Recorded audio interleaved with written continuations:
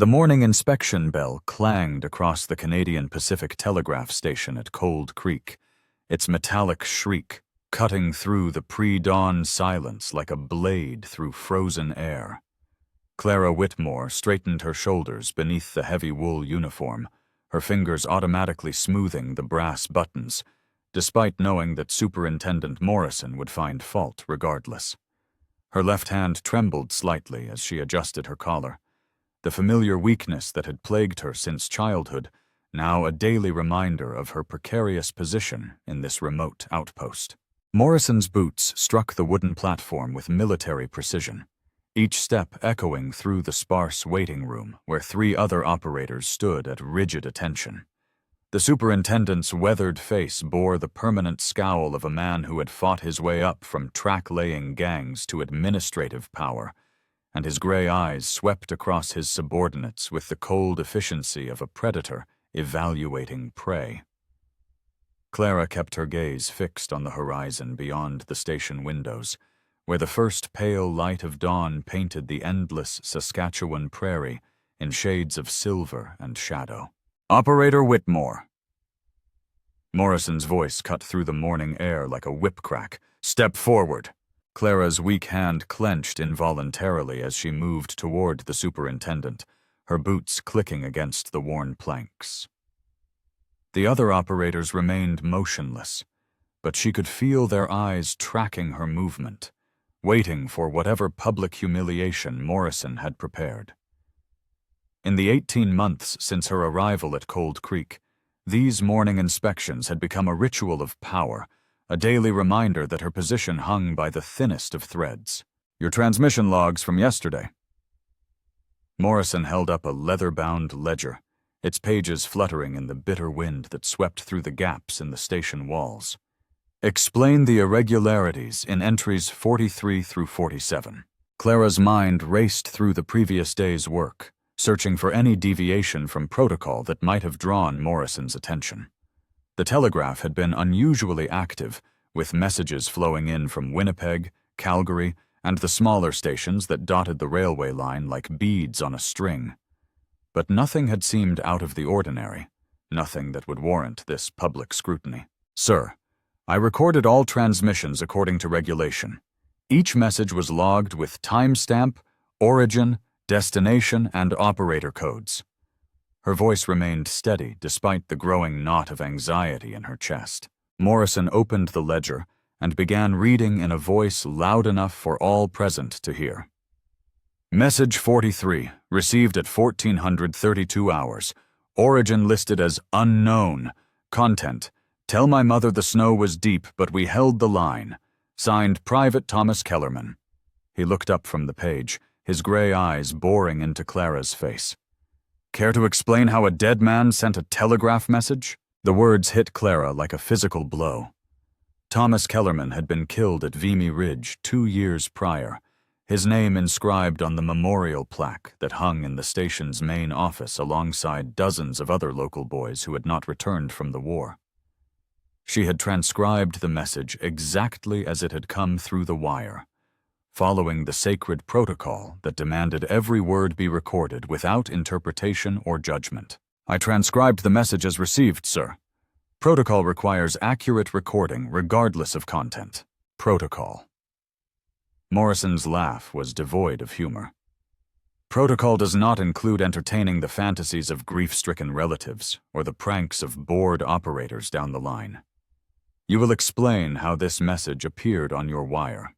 Clara's weak hand began to tremble more noticeably, and she pressed it against her thigh to still the movement. The truth was that she had no explanation. The message had appeared on her wire, just like any other, the familiar rhythm of dots and dashes spelling out words that made no sense, yet demanded to be recorded. She had checked the sender codes twice, verified the routing information, and found nothing to indicate the message's true origin. "I cannot explain the source, sir, but I recorded it faithfully." Morrison slammed the ledger shut with a sound like a gunshot. "You recorded it faithfully because you lack the intelligence to recognize a hoax when it crosses your wire. This station operates under the authority of the Canadian Pacific Railway, not some spiritualist parlor where the dead speak through telegraph keys. The other operators shifted slightly, their discomfort palpable in the growing tension. Clara caught a glimpse of sympathy in the eyes of Sarah Bennett, the senior night operator, but knew that any show of support would only make her own situation worse. In this isolated outpost, survival depended on maintaining Morrison's favor, and that favor was as changeable as the prairie weather. "You will report to my office after the morning shift," Morrison continued, his voice dropping to a more dangerous quiet. "We will discuss the consequences of allowing personal imagination to interfere with professional duty. And if any similar irregularities appear in your logs, you will find yourself on the next eastbound train with a dismissal letter in your pocket." As Morrison strode away, his boots ringing against the platform, Clara remained at attention until the sound faded into the distance. Only then did she allow herself to breathe normally, her weak hand still trembling from the public humiliation. The other operators dispersed to their positions without comment, leaving her alone with the growing realization that her carefully constructed life at Cold Creek had just shifted onto dangerous ground. The morning shift passed in a blur of routine transmissions, freight schedules, passenger manifests, and administrative communications that flowed through the wire in their usual predictable patterns. Clara's fingers moved across the telegraph key with automatic precision, her training taking over while her mind wrestled with the implications of Morrison's threat. Dismissal would mean returning to Toronto, to the suffocating expectations of her family and the limited opportunities available to a woman with a visible weakness that marked her as unsuitable for most employment. At precisely 1100 hours, as Clara was transcribing a mundane message about grain shipments, her wire began to chatter with a new transmission. She positioned her pencil above the logbook and began to record the familiar rhythm of dots and dashes, her hand moving smoothly across the page until the words took shape. Message received from station unknown. Content. The mud was thick, but we held our position.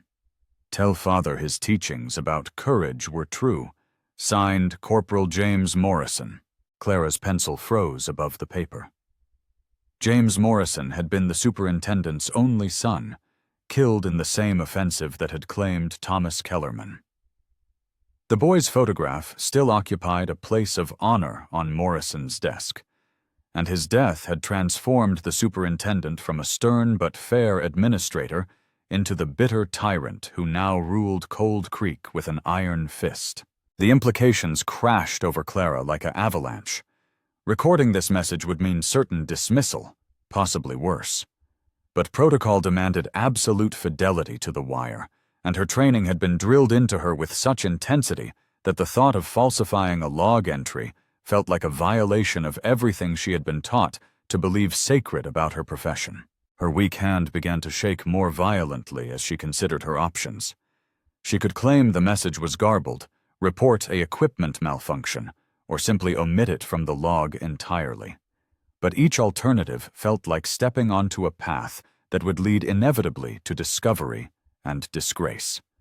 The telegraph system maintained its own checks and balances, and sooner or later, every deviation from protocol would surface. Clara made her choice with the deliberate care of someone diffusing an explosive device. She completed the log entry exactly as the message had been received, then carefully tore out the page and folded it into a small square. If Morrison demanded to see the original logs, she would claim the page had been damaged by ink spillage and provide a clean transcription of all other messages. It was a desperate gambit, but it might buy her enough time to understand what was happening on her wire. The rest of the shift crawled by with agonizing slowness. Every incoming message made her heart race. Every sound from Morrison's office sent a jolt of anxiety through her chest.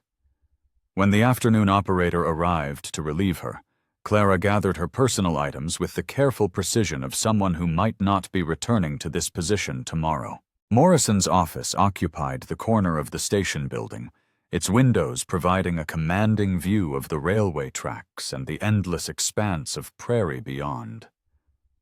Clara knocked twice and waited for permission to enter, her weak hand clutching the folded page in her coat pocket like a talisman against disaster. "Sit."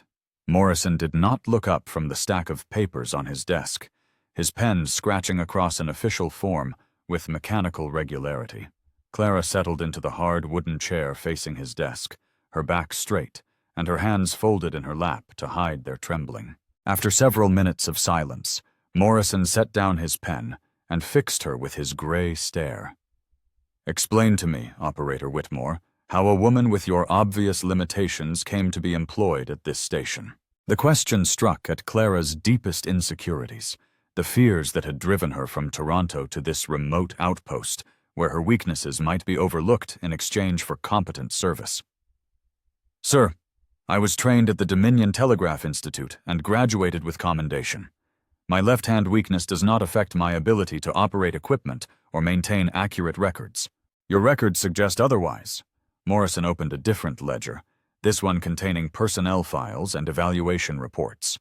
47 irregular entries in the past 6 months, messages with questionable origins, garbled transmissions that could not be verified, and now communications allegedly from dead soldiers. Clara felt the walls of the office closing in around her, the carefully constructed defense of her competence crumbling under Morrison's relentless assault. But beneath the fear, a spark of anger began to grow. She had served this station faithfully, working longer hours than any other operator and maintaining equipment that lesser technicians would have declared beyond repair. "Sir, every entry in my logs represents an accurate transcription of received transmissions. If the content appears irregular, that is not a reflection of my competence, but of conditions beyond my control."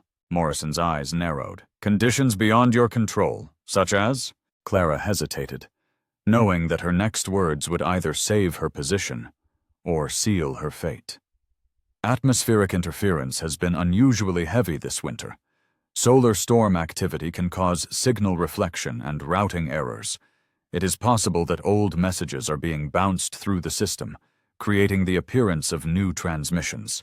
It was a desperate improvisation, but Morrison's expression suggested that the explanation had at least given him pause. Clara pressed her advantage, drawing on every scrap of technical knowledge she had accumulated during her training. "The irregularities follow a pattern consistent with electromagnetic reflection, sir. Messages appear during periods of high solar activity and always originate from unstable routing codes. I believe we may be receiving echoes of old transmissions, possibly dating back several years." Morrison leaned back in his chair, his weathered fingers drumming against the desk surface. Clara could see him weighing her explanation against his desire to find fault, the rational administrator warring with the grief-driven tyrant who saw conspiracy in every shadow. "You will prepare a detailed technical report on these atmospheric irregularities," he said finally. "Include frequency analysis, timing correlations, and equipment specifications. If your theory proves correct, it will be forwarded to railway headquarters for investigation. If it proves false, you will be dismissed for incompetence and possible fraud." Clara nodded, knowing that she had just committed herself to an elaborate deception that would require all her skill and intelligence to maintain. "Yes, sir." "When do you require the report?" "1 week." "And Operator Whitmore?" Morrison's voice carried a note of warning that made her skin crawl. "If any more messages from dead soldiers appear in your logs, atmospheric interference will be the least of your concerns." As Clara left Morrison's office, the folded page in her pocket seemed to burn against her skin like a live coal. She had bought herself time, but at the cost of a promise she was not sure she could keep. The dead were speaking through her wire, and she was the only one who could hear them. The evening shift brought no respite from her anxiety. Clara threw herself into routine maintenance tasks, calibrating equipment and cleaning contact points with obsessive precision. But as the station settled into its nighttime quiet, and the other operators departed for their quarters, she found herself alone with the telegraph key and the growing certainty that more messages would come. At 2300 hours, her wire began to chatter. The message that arrived at 2300 hours carried the mechanical precision of standard railway communication. But its content made Clara's blood turn to ice water in her veins. She transcribed each word with trembling fingers, her weak hand cramping as she struggled to maintain the steady script that protocol demanded. Message received from station unknown. Content: the officers said we would be home for Christmas. Mother's letters stopped coming in November. Tell her I forgive the silence. Signed, Lieutenant William Chen. Clara stared at the page, her breath forming small clouds in the unheated station office. William Chen had been killed at Passchendaele in October of 1917. His death reported in the Cold Creek Herald, alongside the photograph of a young man whose smile held no hint of the muddy grave that awaited him. His mother still lived in town, a bent figure in black who haunted the railway platform whenever eastbound trains arrived, as if her son might step down from the passenger car with his kit bag and his stories of foreign places. The implications of recording this message crashed over Clara like winter wind through an open door. Morrison's ultimatum echoed in her memory. Any more messages from dead soldiers would mean immediate dismissal. But the alternative, falsifying official records, represented a violation of everything she had been taught about the sacred duty of telegraph operators to serve as faithful conduits for human communication. Clara made her decision with the desperate calculation of a gambler placing her last bet. She completed the log entry, then carefully removed the page and added it to the folded paper already hidden in her coat pocket. Tomorrow she would claim that equipment malfunction had damaged several log pages, requiring clean transcription of all salvageable messages. It was a thin deception, but it might hold long enough for her to understand what forces were manipulating her wire. The rest of her shift passed in nervous tension, every sound from the darkened platform making her heart race with the fear that Morrison had returned for a surprise inspection. But the station remained quiet, except for the occasional freight train that thundered past without stopping, its whistle echoing across the prairie like the cry of some enormous beast fleeing through the darkness. At 0600 hours, Sarah Bennett arrived for the morning shift, her weathered face bearing the permanent exhaustion of someone who had spent too many years listening to voices from distant places. Sarah had been operating telegraph equipment since before Clara was born, her fingers moving across the keys with the unconscious grace of a pianist performing a familiar sonata. "Rough night?" Sarah asked, noting the tension in Clara's posture. "Equipment troubles. Some interference on the main line." Clara gathered her materials with careful precision, avoiding Sarah's knowing gaze. The older woman had survived 3 superintendents and countless administrative purges, and her instincts for detecting deception had been honed by decades of navigating bureaucratic dangers. "Interference can be tricky this time of year," Sarah agreed, her tone suggesting that she understood more than her words revealed. "Solar activity, atmospheric pressure changes. Sometimes old signals bounce around the system like echoes in an empty room." Clara felt a surge of hope at the older woman's words. If Sarah could corroborate her theory about electromagnetic interference, it might provide the scientific foundation her deception required. "Have you experienced similar problems?" "More than I care to remember. Back in '98, we had signals coming through that claimed to be from stations that had been abandoned for years. Turned out to be a combination of solar storm activity and equipment malfunction at the main relay station in Winnipeg." Sarah's eyes met Clara's with a steady gaze that conveyed both warning and support. Course, that was before Morrison's time. He might not be familiar with such technical irregularities. The morning inspection proceeded without incident. Morrison's attention focused on new regulations from railway headquarters regarding emergency communication protocols. Clara stood at attention with the other operators, her hidden pages burning like guilty secrets against her ribs, while the superintendent read from official memoranda that established increasingly strict penalties for deviation from established procedures. "Effective immediately," Morrison announced. "All irregular transmissions must be reported within 2 hours of receipt. This includes messages with questionable origins, garbled content, or routing codes that cannot be verified through standard channels." His gray eyes swept across the assembled operators, lingering longest on Clara's face.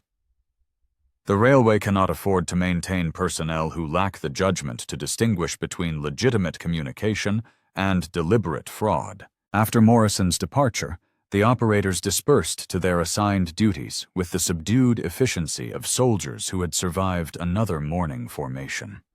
Clara settled at her workstation.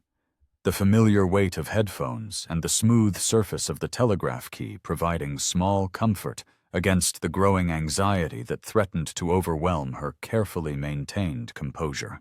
The morning brought a steady stream of routine messages, supply requisitions, personnel transfers, and weather reports that painted a picture of a transportation system operating with clockwork precision across the vast Canadian landscape.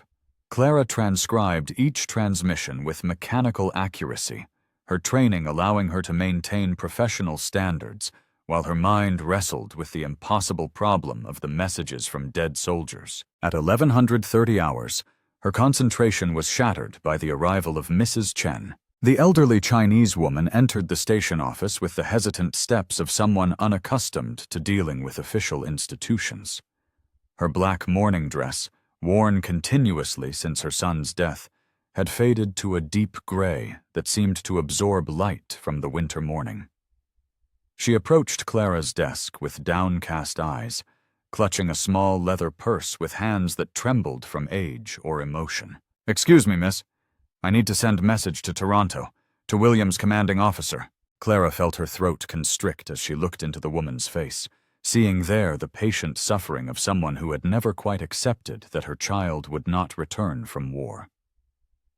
Mrs. Chen's monthly messages to military authorities, inquiring about additional details of her son's service, had become a familiar ritual that usually required assistance with the complex forms and procedures. "Of course, Mrs. Chen.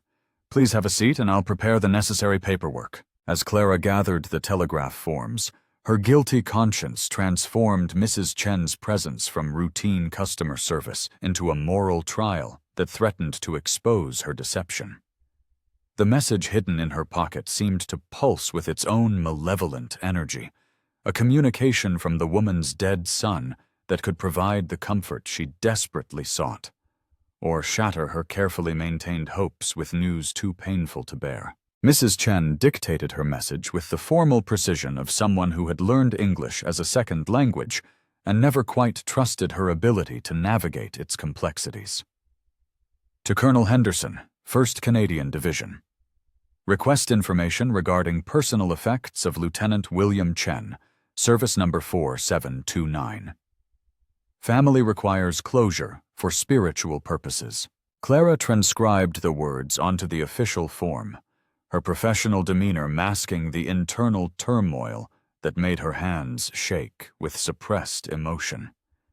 She had the power to give this grieving mother a message from her son, but exercising that power would mean revealing her deception to Morrison and facing the consequences that would surely follow. "Will there be a reply, miss?" Mrs. Chen asked as Clara calculated the transmission charges. "Military communications often take several days to process," Clara replied, the standard explanation feeling like ash in her mouth.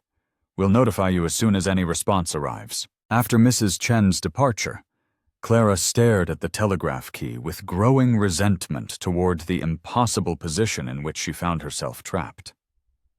The dead were speaking through her wire, carrying messages of love and forgiveness that could ease the suffering of the living.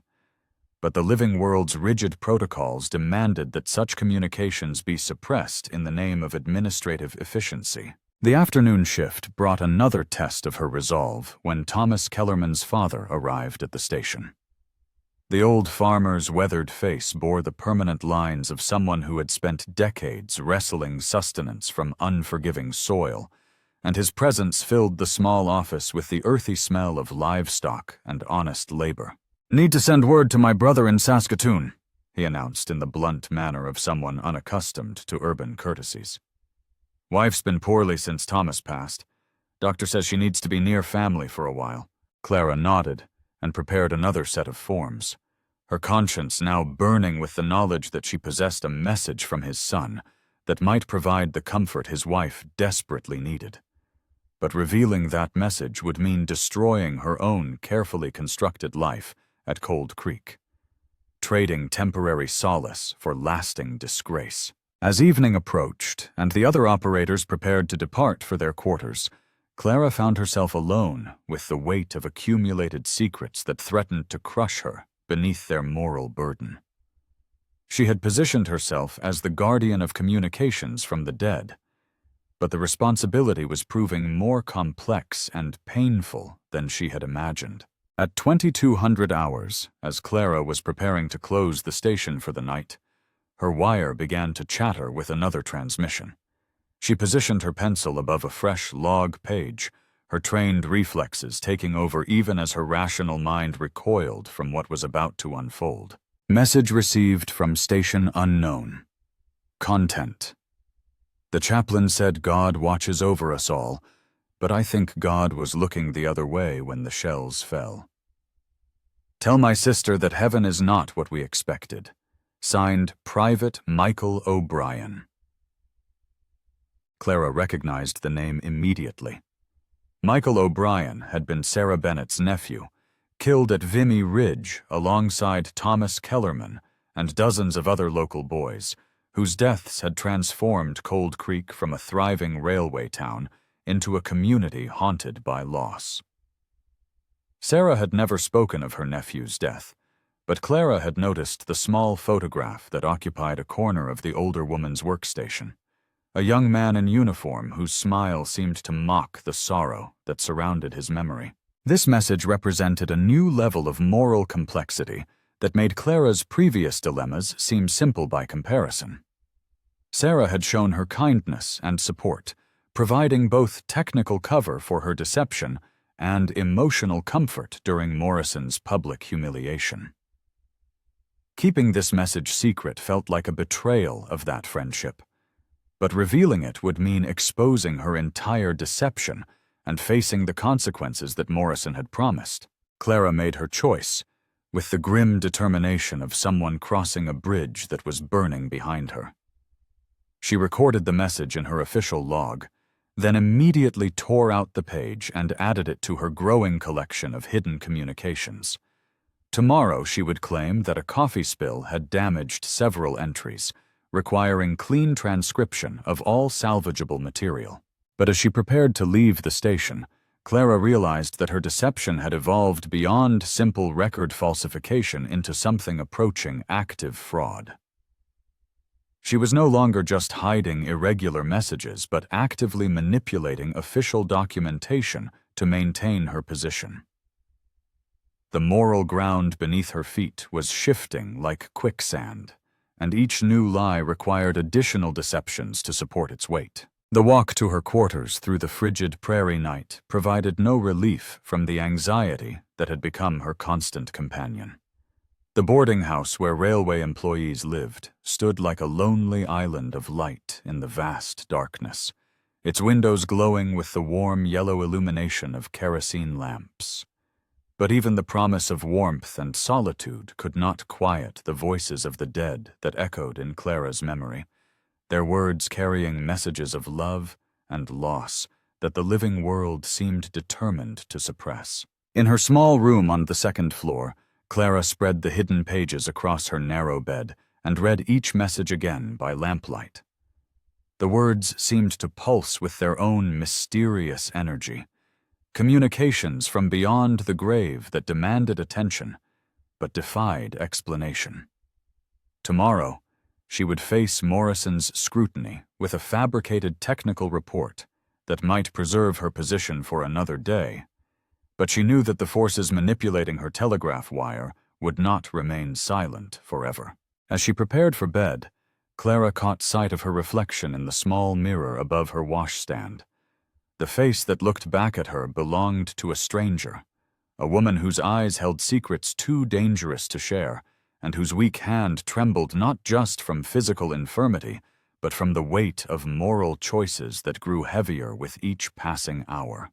Outside her window, the prairie wind carried the distant sound of a freight train heading east toward cities where the dead stayed buried, and telegraph wires carried only messages from the living.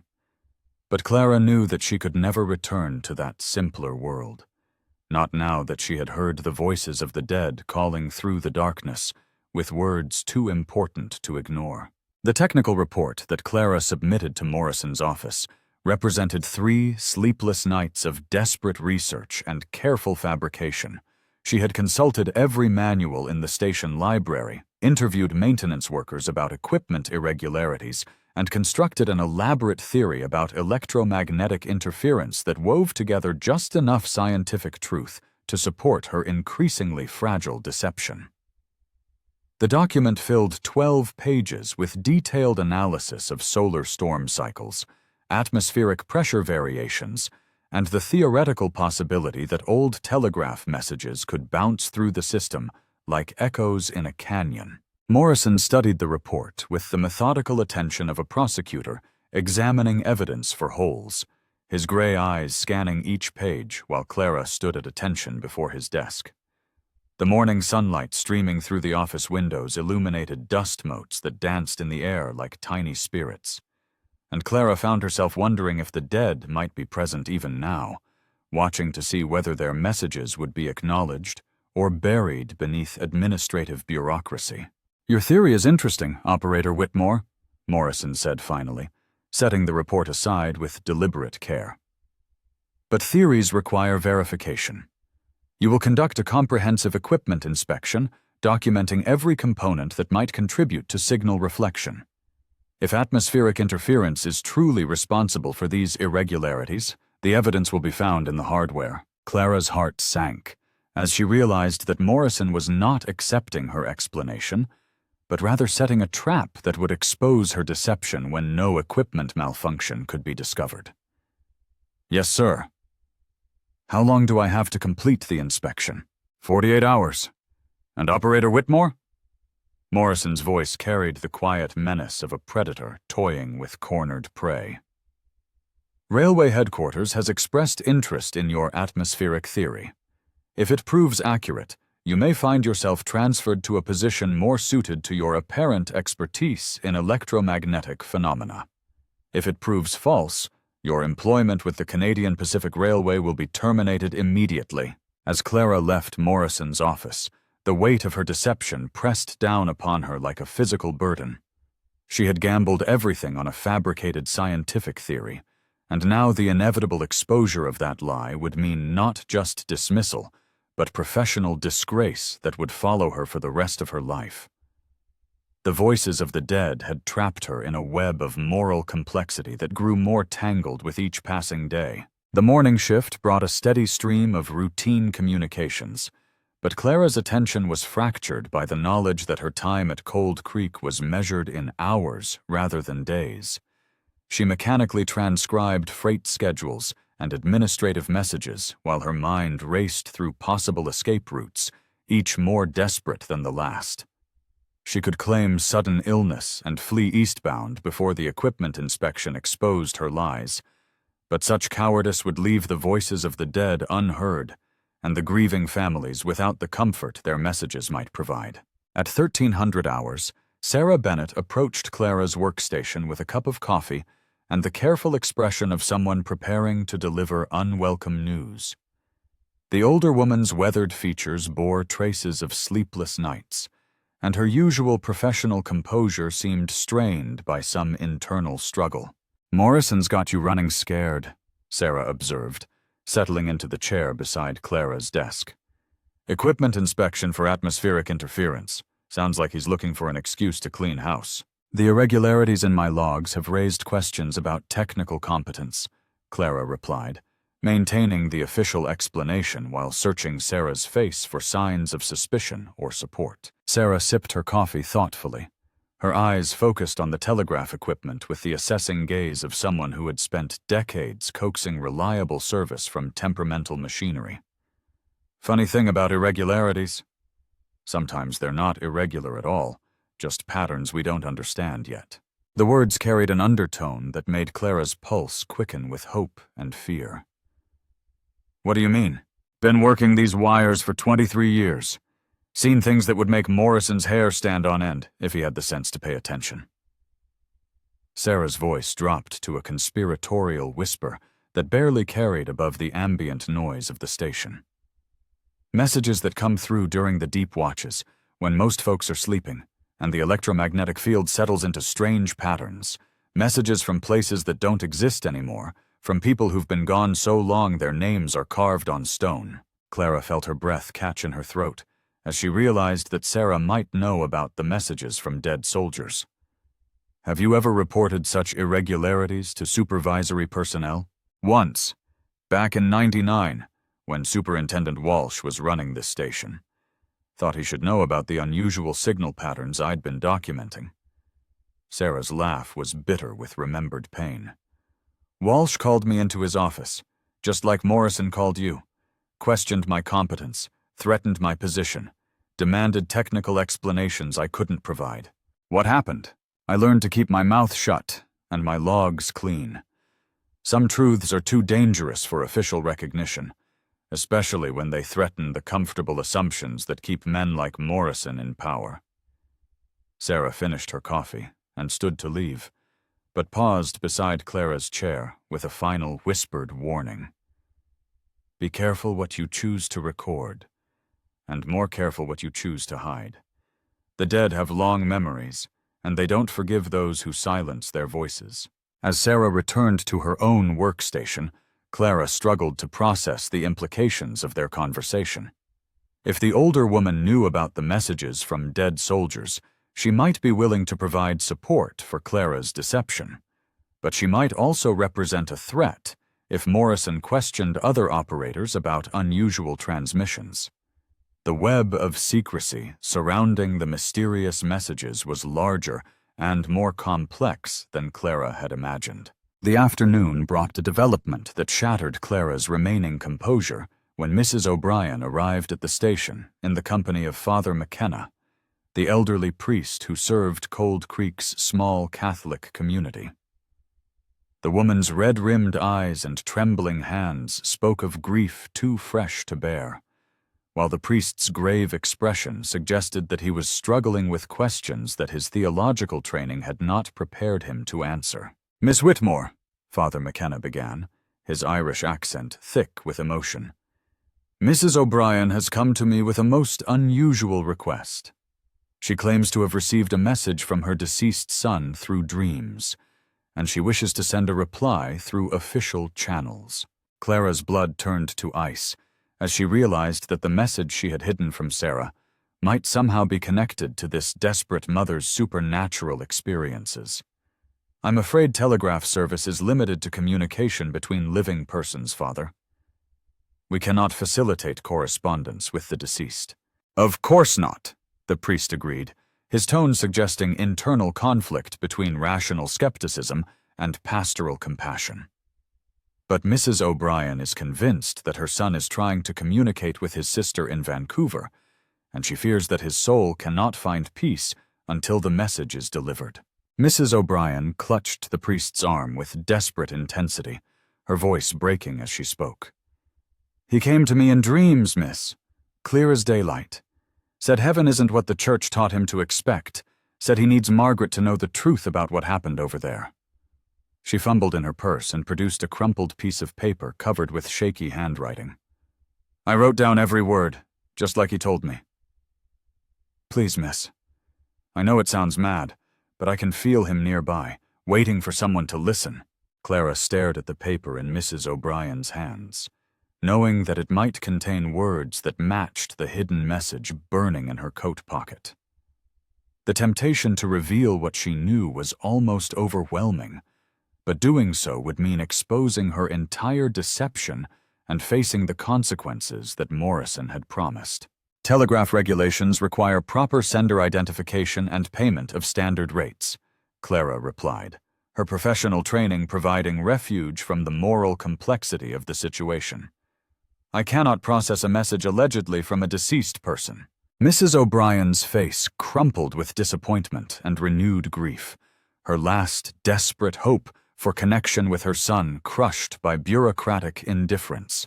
Father McKenna guided her toward the door with gentle firmness, his own expression reflecting the frustration of someone who had spent decades trying to reconcile human suffering with divine purpose. I understand the regulations, Miss Whitmore, the priest said over his shoulder as they departed.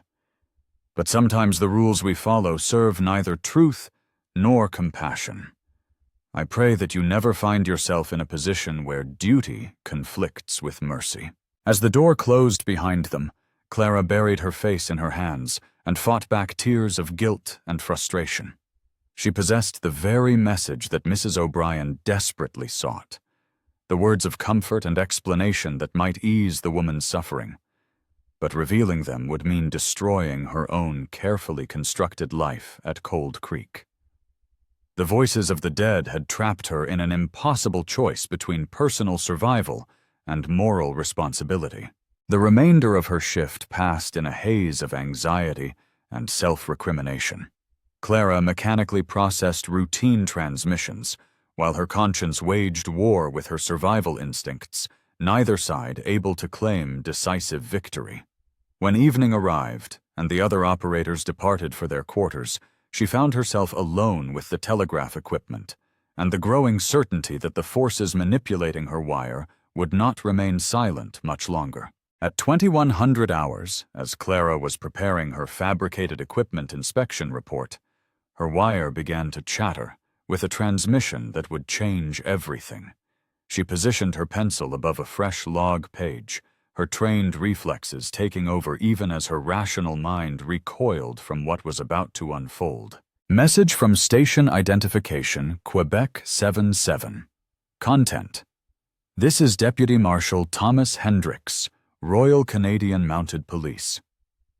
We have intercepted unauthorized communications originating from your station. Prepare for immediate inspection and seizure of all telegraph equipment and records. Clara's pencil froze above the page as the implications crashed over her like an avalanche. Quebec 77 was the identification code for the RCMP detachment at Regina, and Deputy Marshal Hendricks was a real person whose reputation for relentless investigation had become legendary throughout the Prairie provinces. But the message made no sense.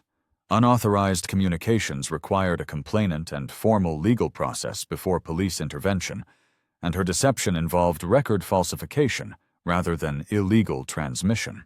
Unless someone had discovered the messages from dead soldiers and reported them to authorities as evidence of fraud or sedition, Clara completed the log entry with trembling hands, then immediately tore out the page and added it to her growing collection of hidden documents. But this time, the familiar gesture felt less like protection than preparation for flight. If the RCMP was truly coming to inspect her records, they would discover the gaps in her logs and demand explanations she could not provide without revealing the supernatural communications that had started her down this path of deception. As she gathered her personal belongings and prepared to leave the station, Clara realized that her time for passive concealment had ended. The forces that had been speaking through her wire were preparing for some kind of confrontation, and she would need to choose sides in a conflict between the living and the dead that she barely understood. The walk to her quarters through the bitter prairie night felt like a march toward execution. Tomorrow would bring either vindication or destruction, and Clara knew that her carefully constructed life at Cold Creek was balanced on the edge of a precipice that grew more unstable with each passing hour. The voices of the dead had given her a terrible gift, and now she would learn whether that gift was salvation or damnation. Clara did not sleep that night. She sat by her window watching the darkness for signs of approaching lawmen. The hidden messages spread across her bed like evidence in a trial, where she served as both defendant and jury. The words of the dead seemed to glow in the lamplight, each communication carrying the weight of love and loss that the living world had deemed too dangerous for official acknowledgement. By dawn, she had made her decision with the cold clarity that comes only in moments when all illusions have been stripped away. The morning inspection bell found Clara already dressed and waiting on the station platform, her personal belongings packed in a single carpet bag and the hidden messages secured in an envelope addressed to Father McKenna. If the RCMP was coming for her records, she would ensure that the voices of the dead reached their intended recipients before official silence could bury them forever. Morrison's boots rang against the wooden planks with their usual military precision, but this morning his weathered face bore an expression of satisfaction that made Clara's skin crawl with foreboding. "Operator Whitmore, step forward for special assignment." Clara moved toward the superintendent with the steady pace of someone walking to her own execution. The other operators remained at attention, but she could feel their eyes tracking her movement with the morbid fascination that accompanies public disgrace. Morrison held a telegram form in his hands, its official letterhead visible even at distance. This communication arrived at 0500 hours from the Regional Administrative Office in Winnipeg. "You are hereby reassigned to special duties pending completion of your equipment inspection report." Morrison's gray eyes glittered with malicious pleasure as he continued reading.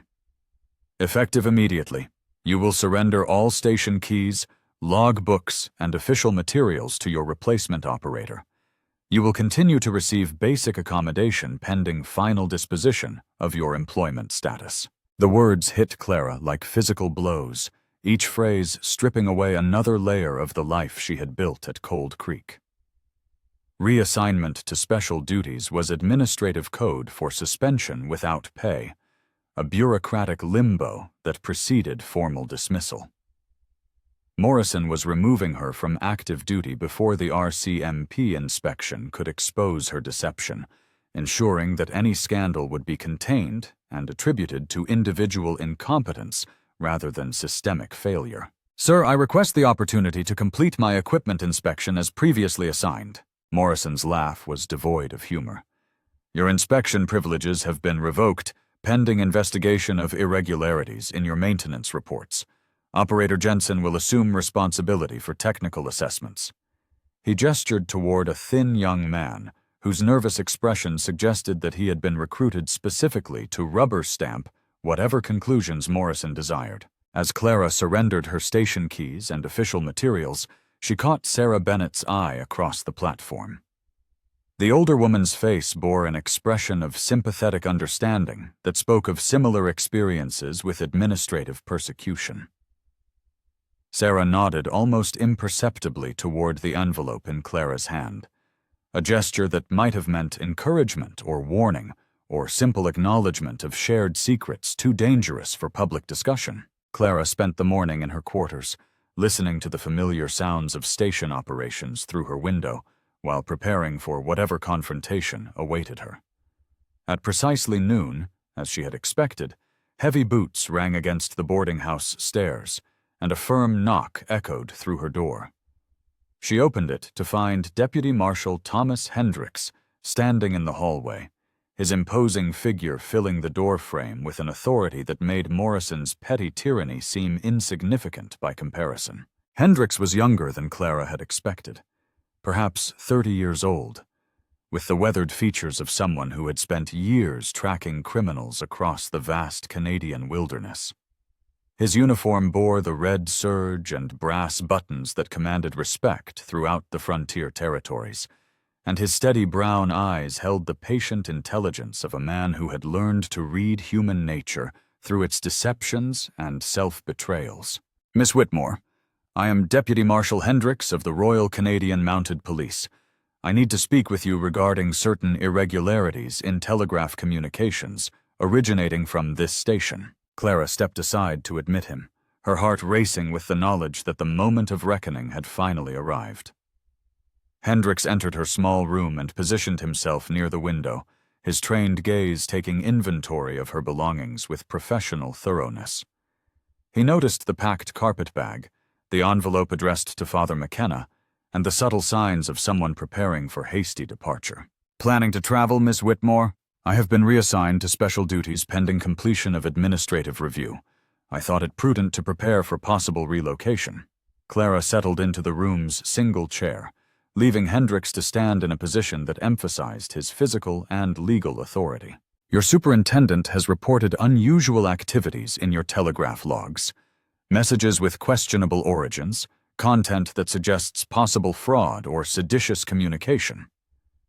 Hendricks produced a notebook and pencil, his movements deliberate and unhurried.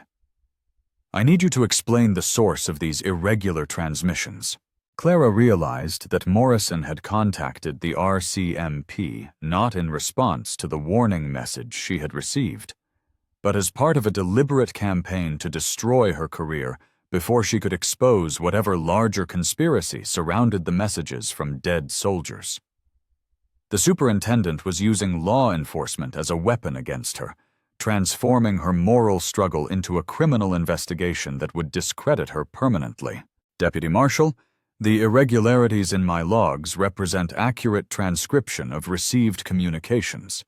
If the content appears unusual, that is not evidence of fraud, but of atmospheric conditions beyond my control. Hendricks made notes in his book, his expression giving no hint of whether he found her explanation credible or ridiculous. Atmospheric conditions that cause dead soldiers to send messages to their families. That's a remarkable meteorological phenomenon, Miss Whitmore. The words carried enough sarcasm to make Clara's cheeks burn with embarrassment. But beneath the official skepticism, she detected something else, a watchful intelligence that suggested Hendricks might be more interested in truth than convenient conclusions. She made her own gamble with the desperate calculation of someone who had nothing left to lose. Deputy Marshal, have you ever investigated cases involving supernatural communications? Messages from deceased persons that cannot be explained through conventional means? Hendricks stopped writing and looked up from his notebook, his brown eyes studying Clara's face with renewed attention. Why do you ask? Because the messages in my logs were not fabricated for fraudulent purposes. They were transcribed exactly as received, from sources I cannot identify or explain. Clara reached for the envelope addressed to Father McKenna, her weak hand trembling as she made the decision that would either save or damn her. If you are truly interested in understanding these irregularities, you should examine the communications I was ordered to suppress. She handed Hendricks the envelope containing the hidden messages, watching his expression change as he realized the significance of what she was offering. The deputy marshal opened the envelope and examined the pages with the careful attention of someone trained to evaluate evidence, his eyes moving across the handwritten transcriptions, while his face remained professionally neutral. These messages were received through your telegraph equipment but not recorded in official logs, he asked after several minutes of silence. They were recorded initially, then removed on orders from Superintendent Morrison. He claimed that communications allegedly from deceased persons represented fraud or incompetence that could not be tolerated in official records. Hendricks folded the messages and returned them to the envelope, but Clara noticed that he did not give them back to her. Miss Whitmore, what do you believe is the source of these transmissions? The question hung in the air between them like smoke from a pistol shot. Clara realized that her answer would determine not just her own fate, but potentially the fate of every grieving family in Cold Creek who might find comfort in messages from their lost sons and brothers. She chose her words with the precision of someone diffusing an explosive device. I believe that human consciousness may persist after physical death in ways that our current understanding cannot explain.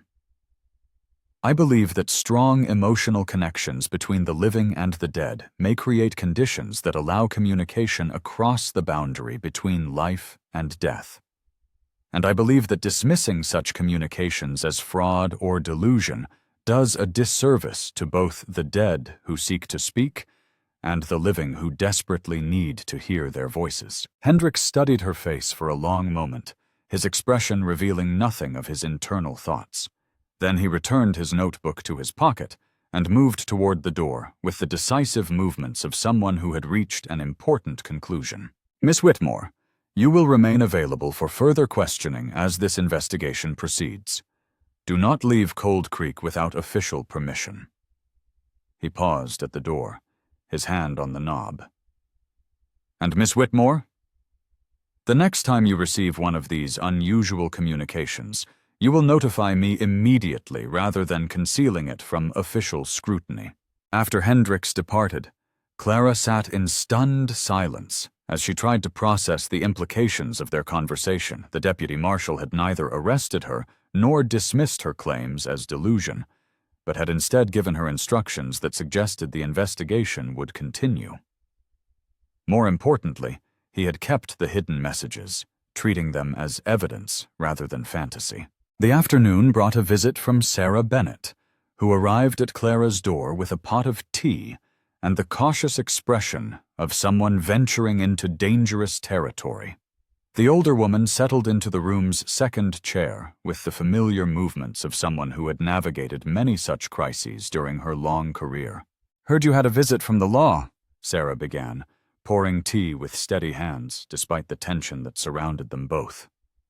"Morrison's been strutting around the station like a rooster in a henhouse, telling anyone who'll listen about his successful campaign to clean up irregular operations." Deputy Marshal Hendricks was professional and thorough. I answered his questions honestly and provided what assistance I could with his investigation. Sarah sipped her tea thoughtfully, her weathered features reflecting decades of accumulated wisdom about the complexities of institutional politics. Honesty's a dangerous commodity in a place like this. Sometimes the truth serves justice, and sometimes it just gives your enemies better ammunition.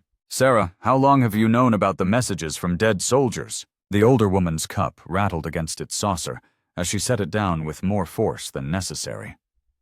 "Long enough to understand that some secrets are too dangerous for casual conversation. Long enough to know that certain truths can destroy the people who speak them, even when those truths might comfort the living and honor the dead." Clara leaned forward in her chair, sensing that Sarah might finally be willing to share the knowledge she had guarded for so many years. "Have you received such messages yourself?" "My nephew, Michael, 2 nights after you started hiding pages from your logs, came through on the night wire when I was alone at the station." Sarah's voice dropped to a whisper thick with suppressed emotion. "Said he was sorry for the things he had to do during the war. Said heaven wasn't punishment or reward, just a place where truth couldn't be hidden anymore." The admission hung between them like a bridge across a dangerous chasm. Clara realized that she was not alone in her struggle with the voices of the dead, that the supernatural communications represented a phenomenon affecting multiple operators who had learned to hide their experiences from official scrutiny. "Why didn't you tell me?" "Because telling would have made you an accomplice in my deception, rather than just a victim of your own. Because some burdens are too heavy to share, even when sharing might make them easier to bear." Sarah finished her tea and stood to leave, but paused beside Clara's chair with a final warning. "Be careful what you choose to trust Deputy Marshal Hendricks with. Law enforcement serves order, not truth, and sometimes those two things are enemies rather than allies." That evening, as Clara prepared for another sleepless night, her door was opened by an unexpected visitor. Father McKenna stood in the hallway, the envelope she had prepared for him clutched in his weathered hands. The priest's expression bore the complex mixture of wonder and fear that accompanies encounters with mysteries that challenge fundamental assumptions about the nature of reality. "Miss Whitmore, I must speak with you about the contents of this envelope. The messages you have transcribed. They contain information that no living person could possess." Clara admitted the priest and listened as he explained how the communications matched details from confessions he had heard from dying soldiers, secrets that the dead had carried with them to their graves and that their families had never known. The messages represented not just evidence of survival after death, but proof that the boundary between the living and the dead was more permeable than theology had taught him to believe. "What do you want me to do with this knowledge, Father?" The priest clutched the envelope with trembling hands, his faith struggling to accommodate truths that his training had never prepared him to accept. I want you to help me understand what God intends us to learn from these communications.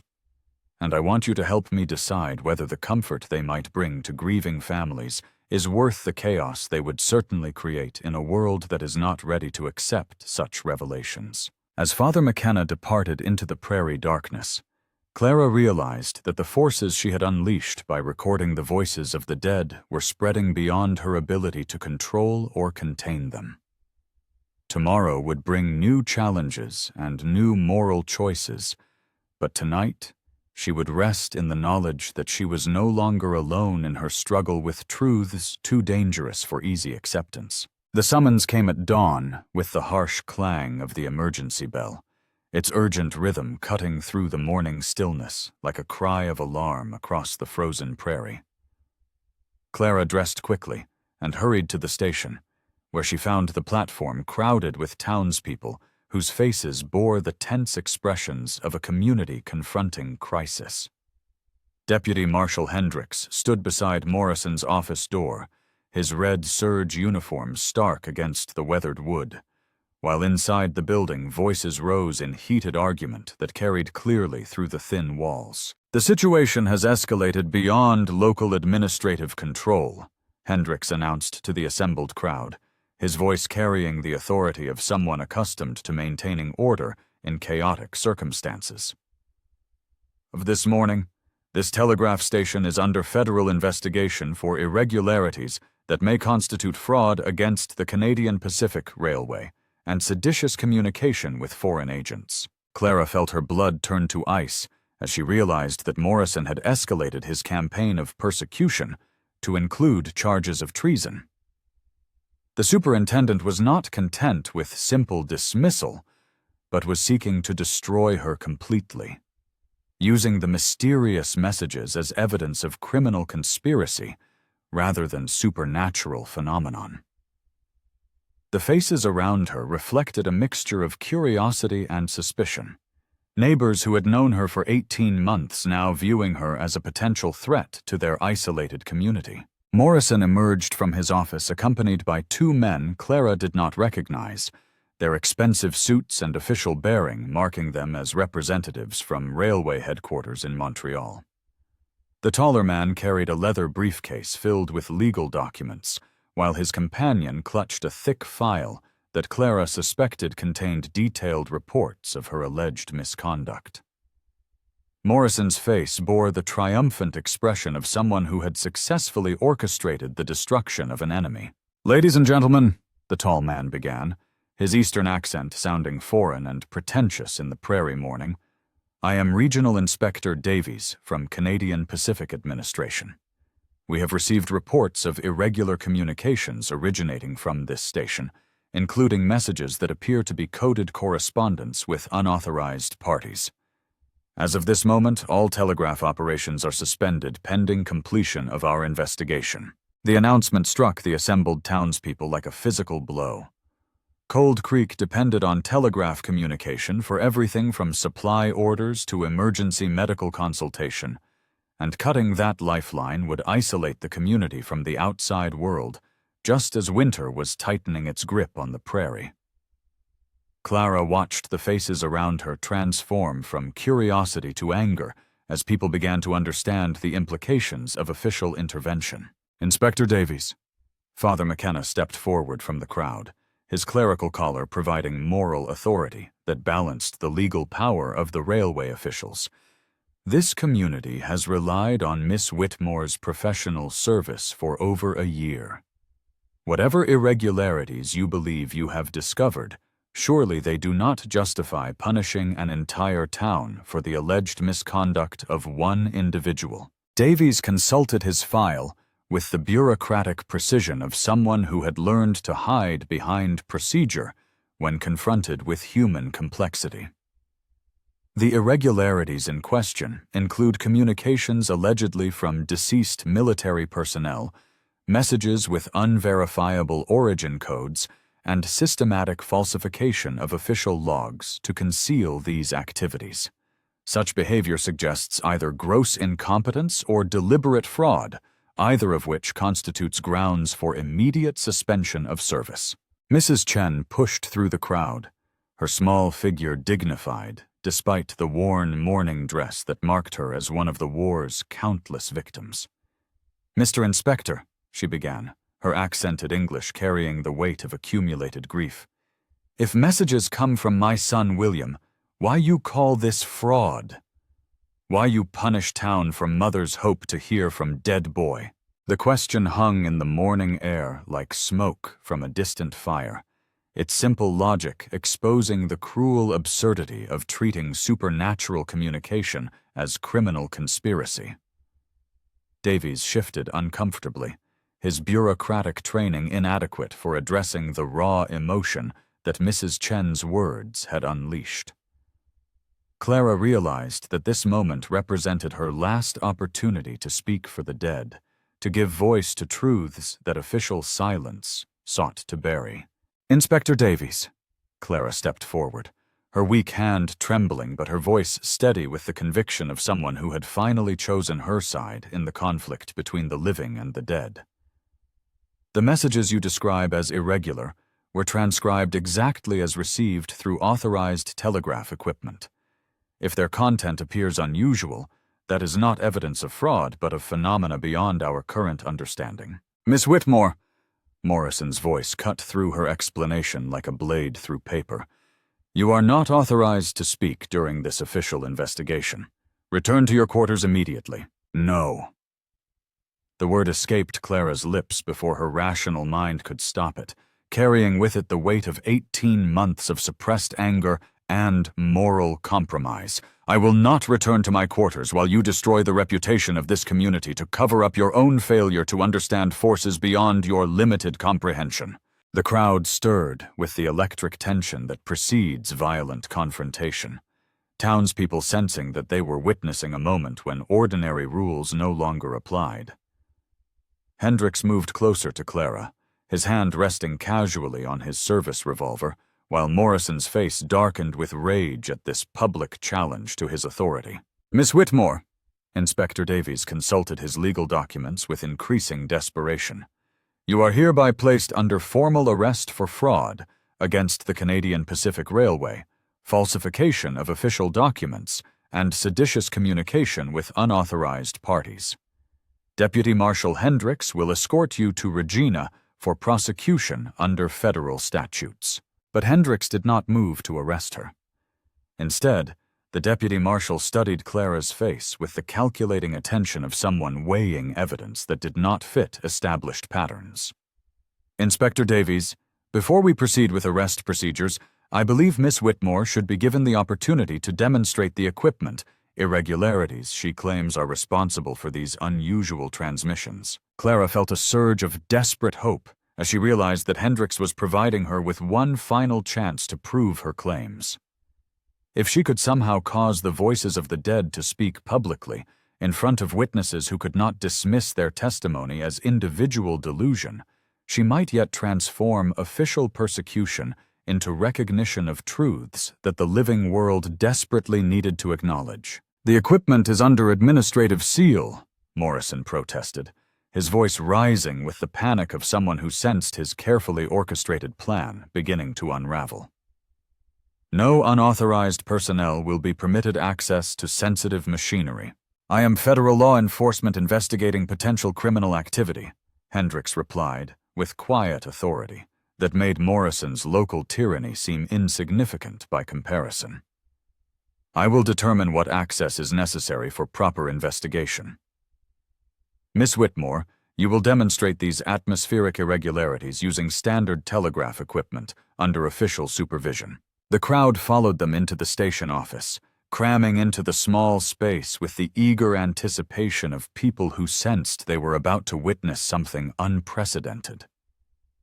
Clara approached her former workstation with trembling hands, the familiar telegraph key cold beneath her fingers, as she prepared to stake everything on forces she could not control or predict. If the dead remained silent, she would face prison as a fraud and charlatan. If they spoke, she might change the world's understanding of life and death forever. She began with standard test patterns, transmitting the routine signals that verified equipment function and line connectivity. The telegraph responded normally, its mechanical rhythms providing no hint of supernatural influence. Inspector Davies consulted his pocket watch with the impatient manner of someone eager to conclude an unpleasant duty, while Morrison's face bore the satisfied expression of a predator closing in for the kill. At precisely 1100 hours, as Clara was preparing to admit defeat, her telegraph key began to move beneath her fingers with a life of its own. The crowd pressed closer as the familiar dots and dashes spelled out words that made the morning air thick with supernatural presence. Message from unknown origin. Content. Tell the inspector that his brother Robert sends greetings from Vimy Ridge. The mud was thick, but we held the line for Canada and for the future you are trying to build. Do not let fear of mystery destroy the comfort that truth might bring to those who mourn. Signed, Captain Robert Davies, Princess Patricia's Canadian Light Infantry. Inspector Davies staggered backward, as if struck by a physical blow, his bureaucratic composure shattering like glass against the impossibility of what he had just witnessed. The crowd murmured with the electric tension of people confronting forces that challenged every assumption they had made about the nature of reality. Clara looked up from the telegraph key to meet Hendrix's steady gaze, seeing there a mixture of wonder and fear that reflected her own emotional state. "Inspector Davies," Clara said quietly. "Captain Robert Davies was your brother, was he not? Killed at Vimy Ridge in April of 1917 while serving with Princess Patricia's Canadian Light Infantry?" Davies nodded wordlessly, his throat working as he struggled to process the implications of receiving a message from a brother whose death had shaped his entire adult life. The legal documents in his briefcase suddenly seemed insignificant compared to the possibility that love might transcend even death itself, that the boundary between the living and the dead might be more permeable than anyone had dared to hope. "How?" Davies whispered, his voice barely audible above the crowd's anxious murmuring. "How is this possible?"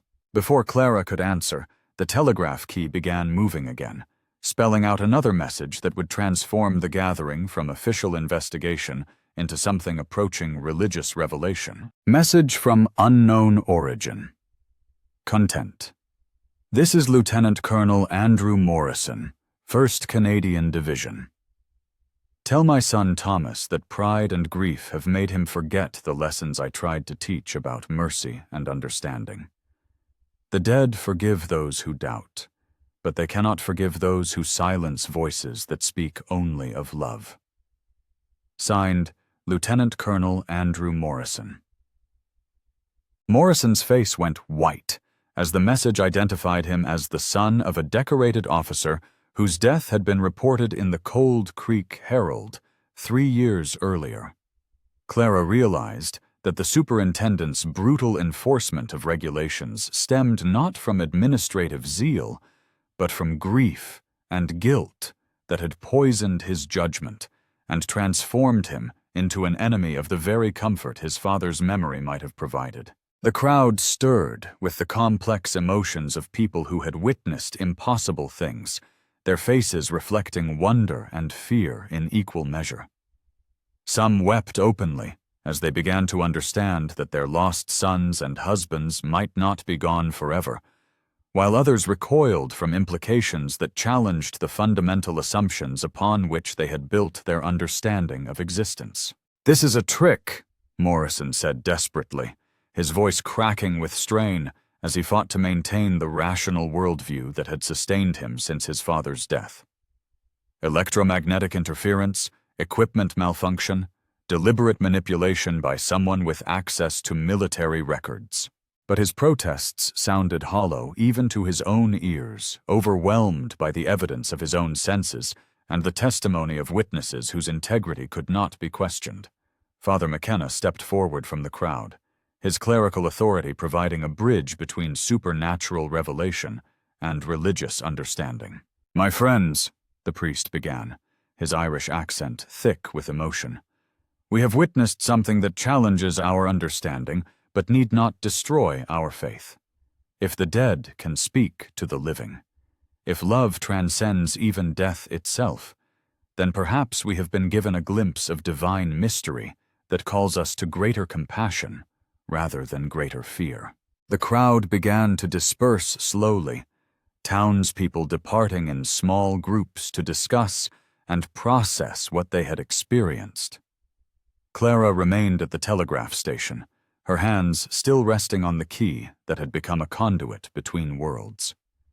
Inspector Davies approached her with the humble manner of someone whose certainties had been shattered by truths too large for bureaucratic comprehension.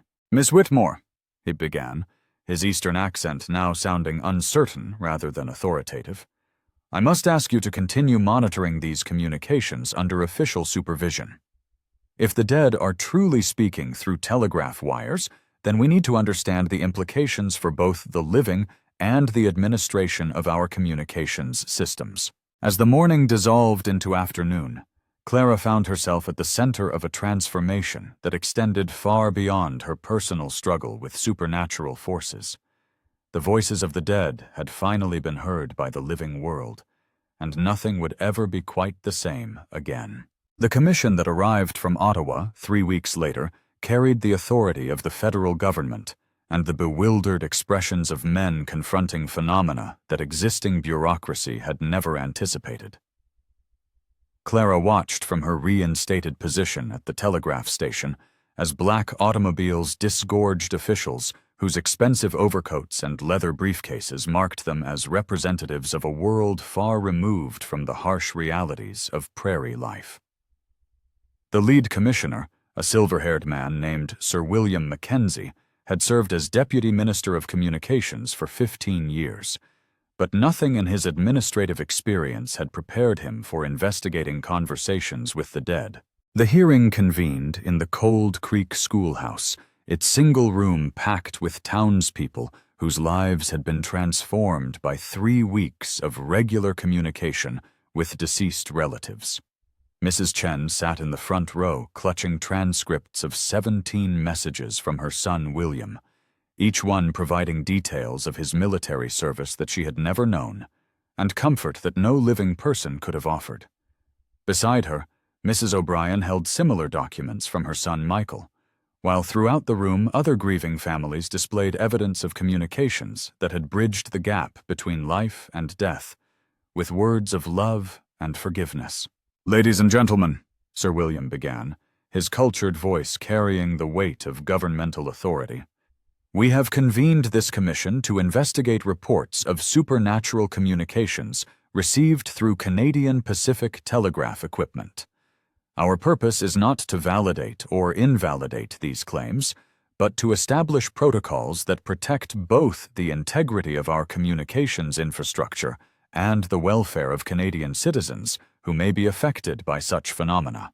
Clara took her place at the witness table, with the steady composure of someone who had learned to navigate between worlds that most people could not imagine.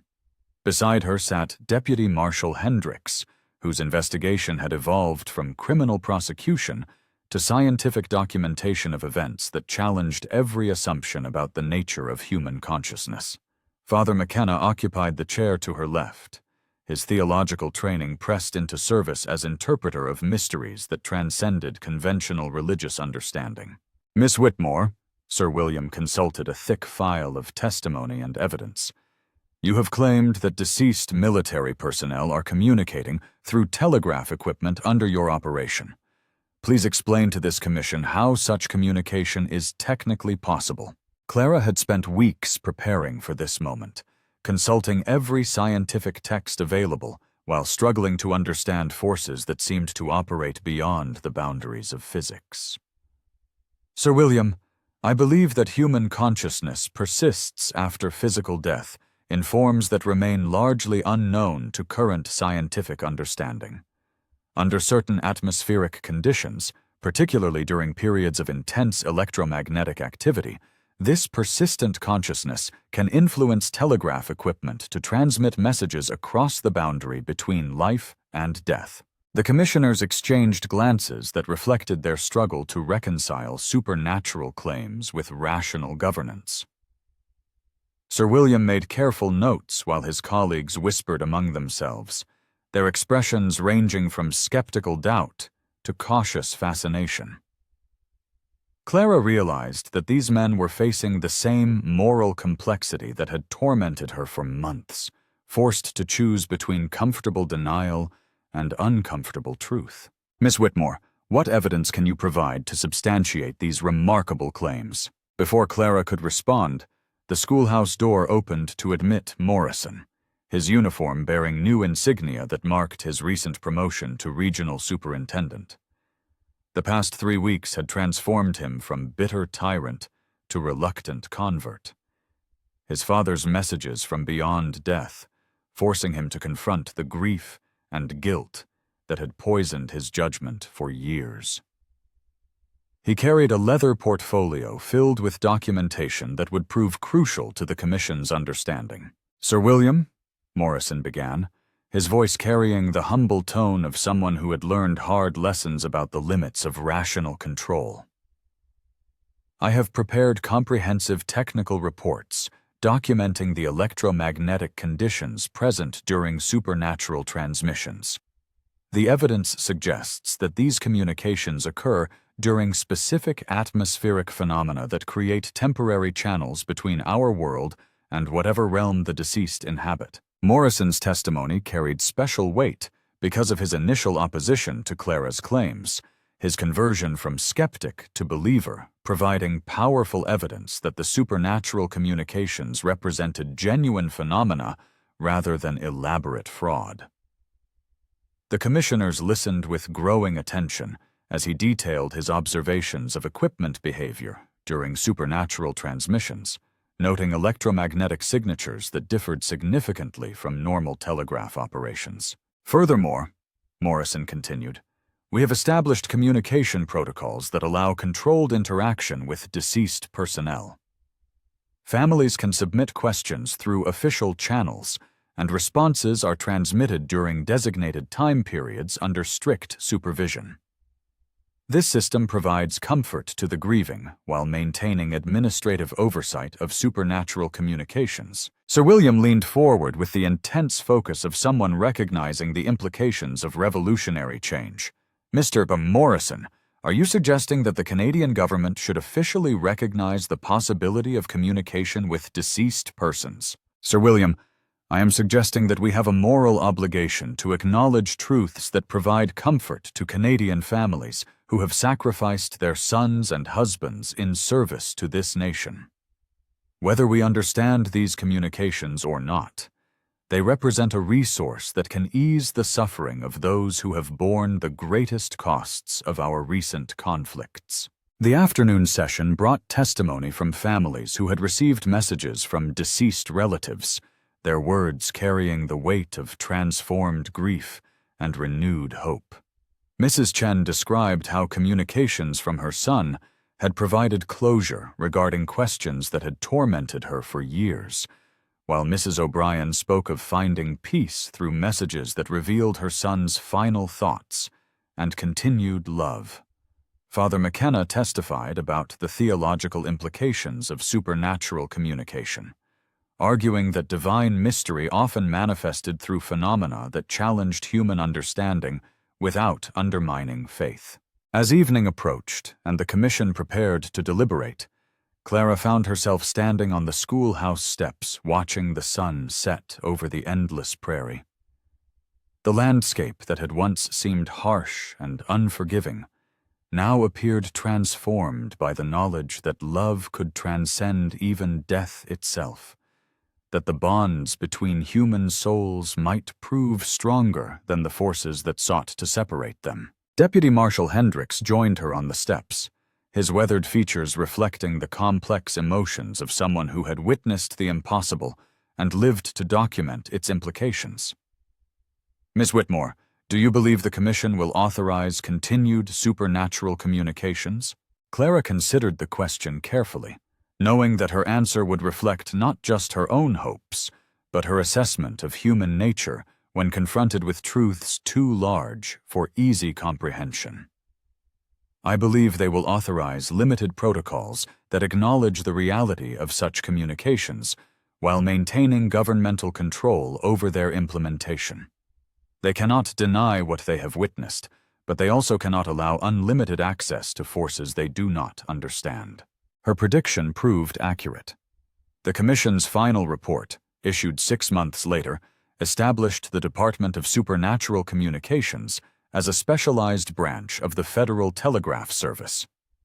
Clara found herself appointed as Senior Operator for Afterlife Correspondence, a position that required her to train new personnel in techniques for facilitating communication between the living and the dead.